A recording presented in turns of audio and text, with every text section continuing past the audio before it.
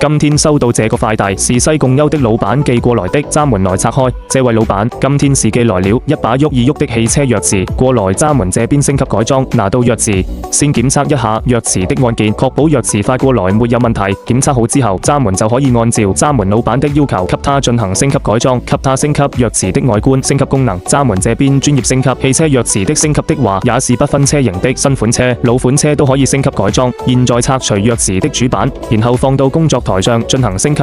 現在焊接上，閘門準備好的路線，整個焊接的過程也是一個無損焊接的，以後想要恢復也可以自己恢復。主板焊接好了，再拿出老闆挑選好的液晶鑰匙，再把主板裝到液晶鑰匙上面去，就可以裝上主板，蓋上後蓋。現在一把全新的喐一喐汽車鑰匙就升級完成，非常好看，非常漂亮，可以看時間，可以觸摸操作，而且也會升級新的功能。